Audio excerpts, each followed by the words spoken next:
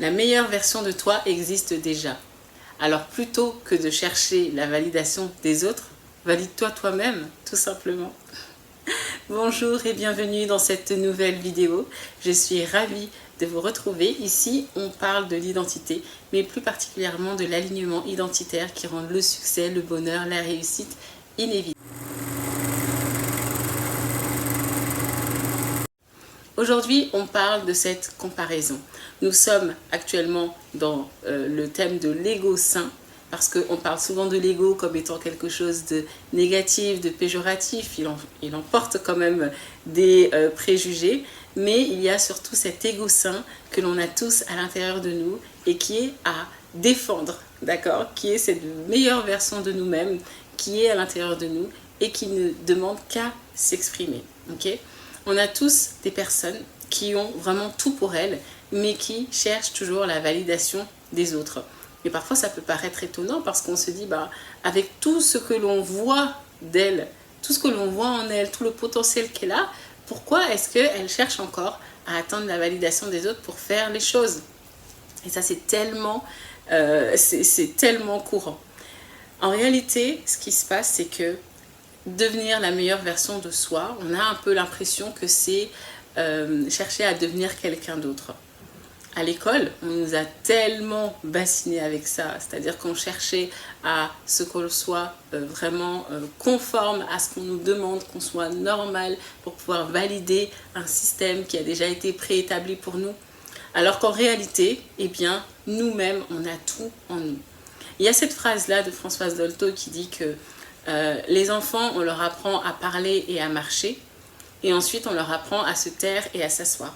C'est-à-dire qu'en fait, un enfant, quand il arrive à l'école, il sait déjà parler, il sait déjà faire les choses. Mais on pense qu'il ne sait pas, donc on lui réapprend certaines choses, on désinstalle certains systèmes en lui pour en réinstaller d'autres.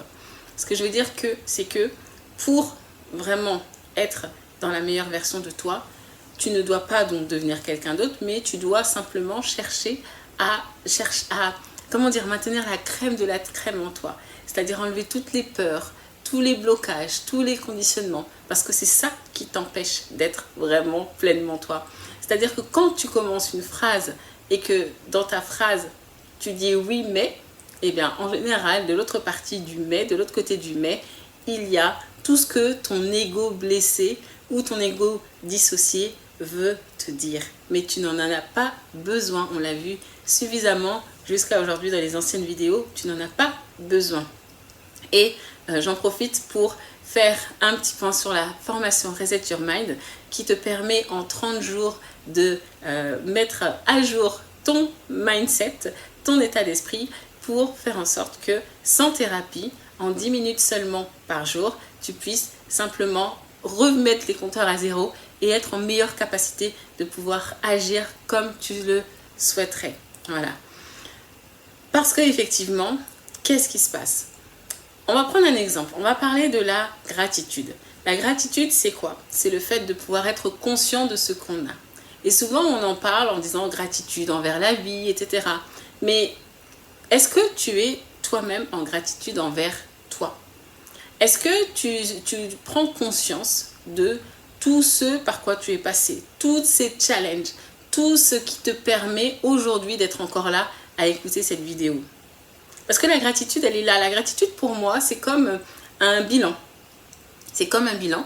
Et souvent, je le fais avec la pyramide de Maslow. C'est-à-dire que dans la gratitude, je vais te dire, je suis en gratitude parce que, certes, j'ai à manger, j'ai à boire, j'ai un toit, j'ai de quoi pouvoir assurer mes besoins, j'ai une famille, j'ai des amis, j'ai un entourage, d'accord?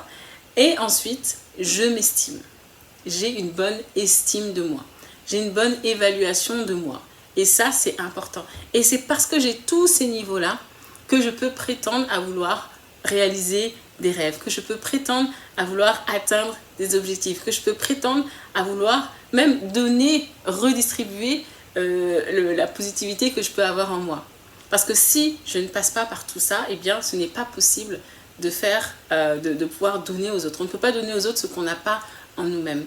Et ça, en fait, je pense particulièrement à une personne que j'accompagne en ce moment Et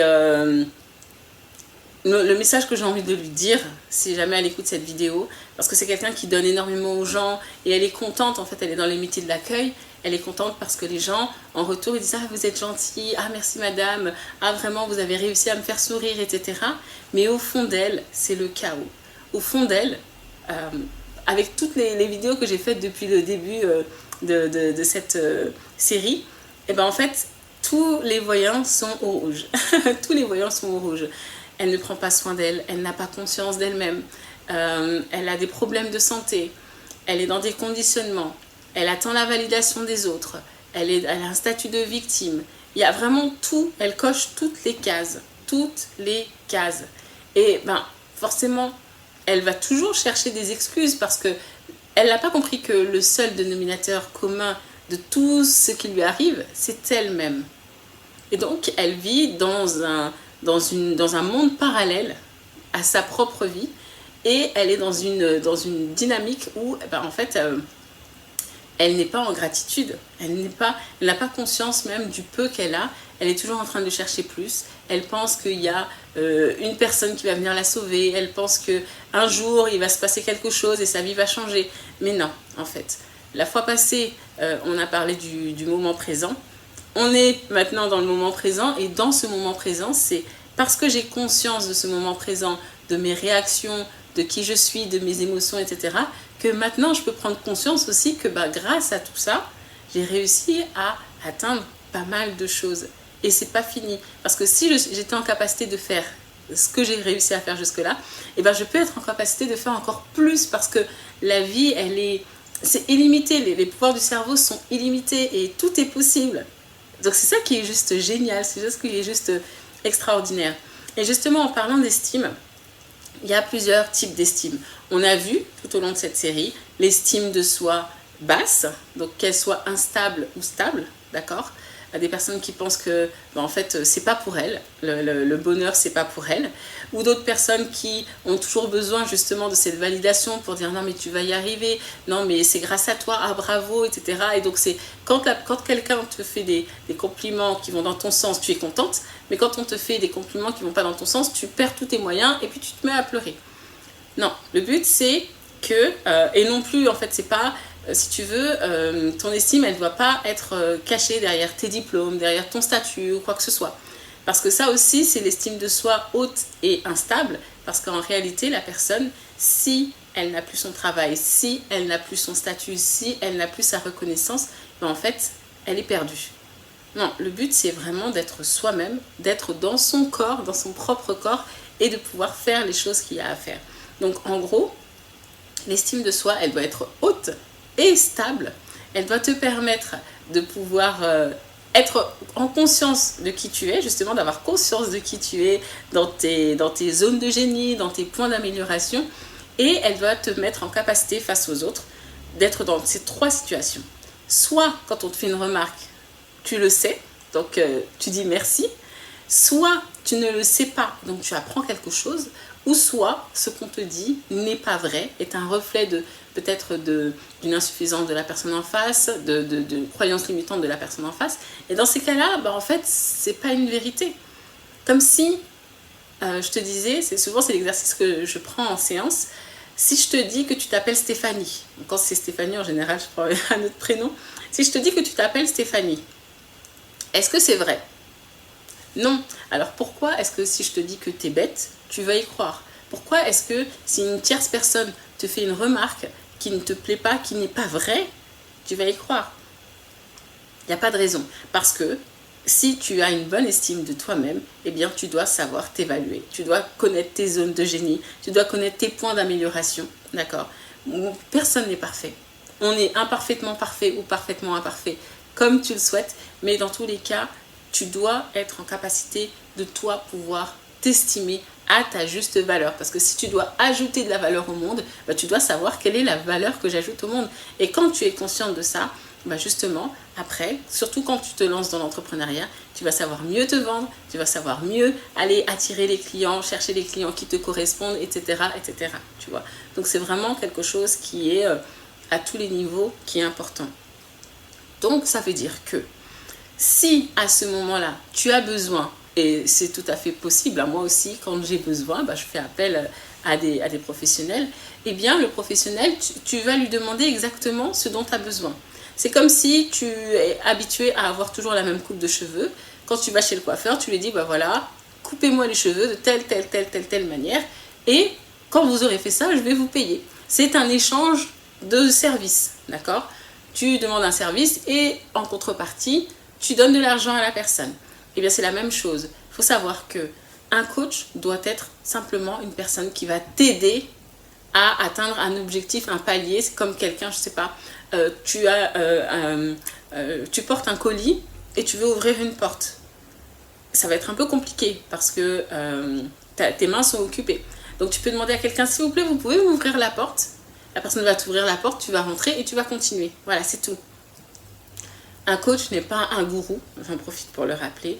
Un coach ne peut pas te dire ce que tu sais que tu as en toi. Un coach ne peut pas te dire quelle est ta vérité parce que tu es le seul, la seule à connaître ta vérité. C'est en toi. Tu es la seule personne à vivre avec toi depuis ta naissance. Même si tu as un jumeau, une jumelle, ce que tu ressens en toi, il n'y a que toi qui peux le ressentir. Même une personne en pâte, elle peut ressentir peut-être une partie, mais pas la totalité. Donc ça veut dire que tu dois récupérer ton libre arbitre. Et l'ego sain doit permettre justement de te barricader pour pouvoir créer l'espace propice à ton évolution. Parce que je te rappelle que soit on évolue, soit on involue. Soit on progresse, soit on régresse. Donc moi, je suis pour la progression. J'espère que toi aussi. Sinon, je pense que tu ne serais pas en train de regarder cette vidéo. Si on est dans la progression, faisons en sorte que ça se passe de la meilleure façon qui soit. Et encore une fois, toutes les ressources sont en nous. Alors, je t'invite à vraiment mettre en place cette petite chose que tu vas pouvoir déjà mettre en place dès la fin de cette vidéo, dès aujourd'hui, ok, qui va pouvoir te permettre de te reconnecter à toi, de te reconnecter à qui tu es, de te reconnecter à ta puissance, à ton pouvoir, parce que on a tous, les 8 milliards que nous sommes sur Terre, nous avons tous de la puissance, nous avons tous du pouvoir en nous et nous devons aller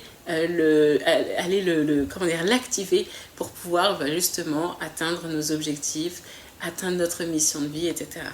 Voilà, donc en gros, tout ce que j'ai envie de te dire, c'est arrête de te comparer aux autres, arrête de regarder la course des autres parce que toi, tu as une course qui est toute tracée devant toi. Tout ce que tu as à faire, c'est d'avancer chaque jour un peu plus, un peu mieux, de façon beaucoup plus fluide, d'accord, pour pouvoir ensuite partager ça avec les gens, partager ça avec le monde et ajouter ta valeur au monde. Voilà.